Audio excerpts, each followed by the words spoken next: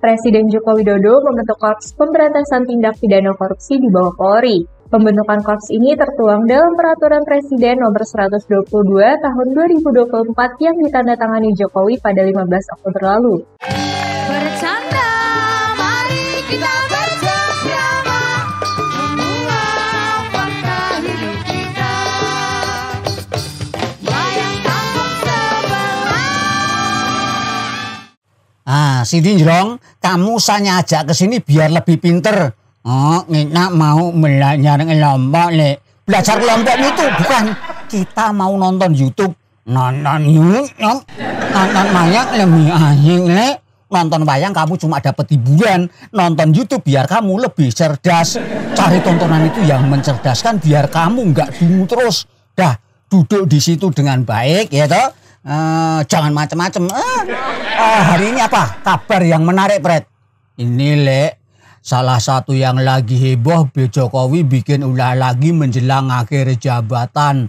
Pertama, dia kirim surpres atau surat presiden kepada DPR berisi usulan calon pimpinan dan calon Dewan Pengawas KPK. Kedua, Jokowi membentuk institusi baru di kepolisian, yakni Korps Pemberantasan Korupsi.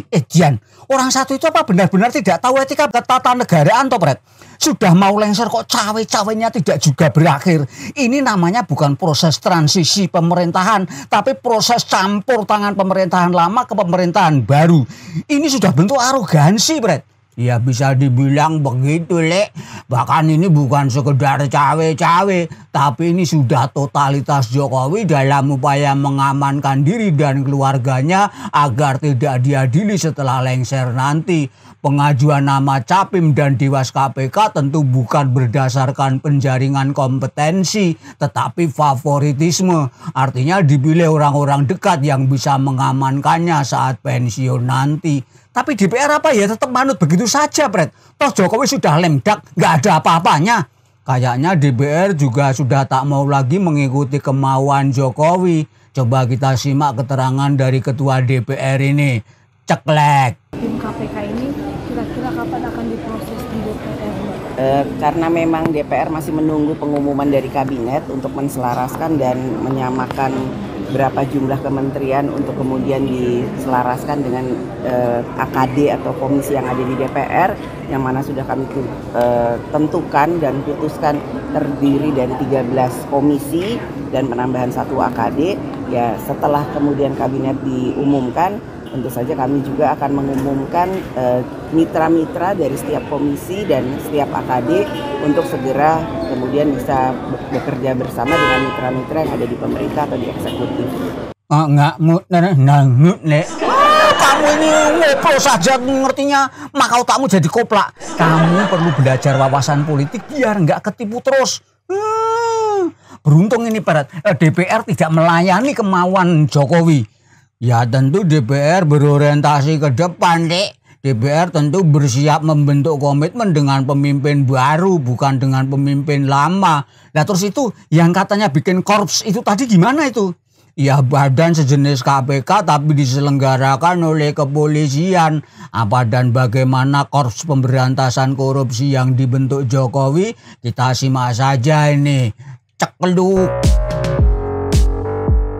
Presiden Joko Widodo membentuk Korps Pemberantasan Tindak Pidana Korupsi di bawah Polri.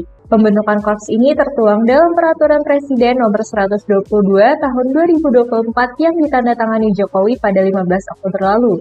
Disebutkan dalam pasal 20A ayat 1 Perpres itu, Korps ini merupakan unsur pelaksana tugas pokok bidang pemberantasan tindak pidana korupsi yang berada di bawah Kapolri.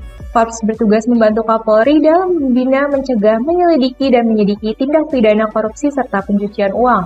Korps Pemberantasan Tindak Pidana Korupsi Polri juga bertugas melakukan penelusuran dan pengamanan aset korupsi.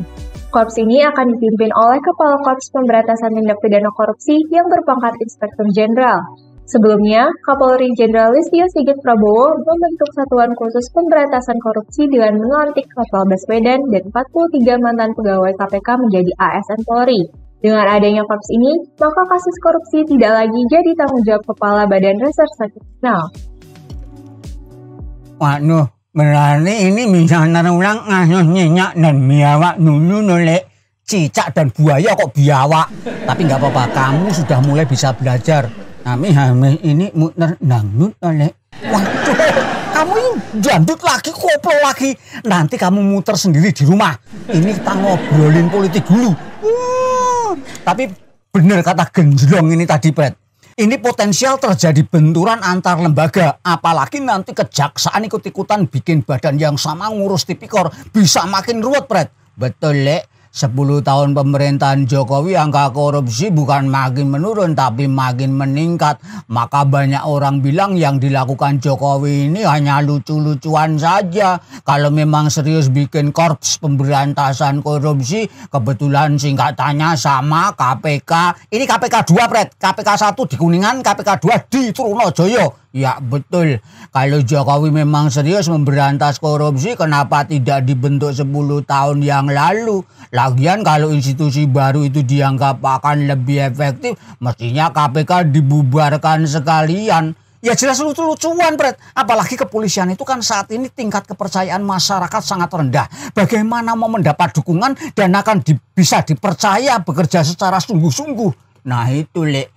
Ibarat kata sapu kotor dipakai menyapu lantai ya malah bikin kotor. Benar-benar memprihatinkan. Lembaga yang dinilai paling korup bagaimana bisa dipercaya untuk memberantas korupsi.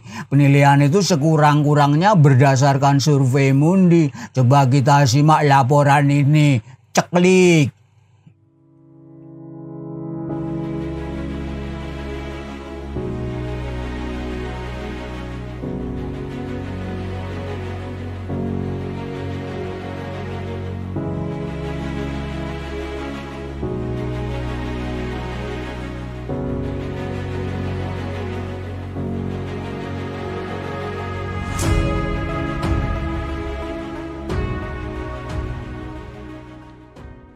Makanya ini, Lek, monyok maling nyuruh nangkep maling.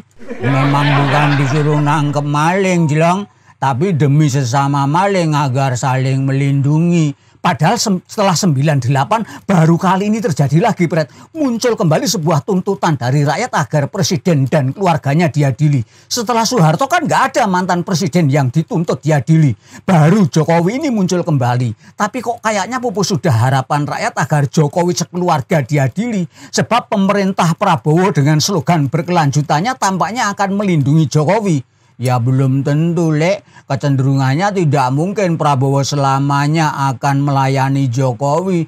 Mana mungkin Prabowo mau terus-menerus menggendong beban Jokowi sekeluarga. Pada saatnya niscaya Prabowo akan melepas beban berat itu. Mengingat tuntutan rakyat agar Jokowi sekeluarga diadili akan bergulir terus. Perlu dicatat pula bahwa pihak yang menyimpan dendam politik kepada Jokowi itu sangat banyak. Jika Prabowo nekat melindungi sama artinya menggali lubang sendiri. Dari itu niscaya dia akan lebih memilih stabilitas pemerintahannya dan keselamatan kekuasaannya. Salah satu beban berat itu namanya Gibran, Bret. Kemuakan rakyat seperti api dalam sekam. Prabowo sendiri niscaya tidak bisa mengingkari beban batinnya sendiri. Gibran ini yang mesti diselesaikan lebih dulu. Jika tidak, ya acur cum.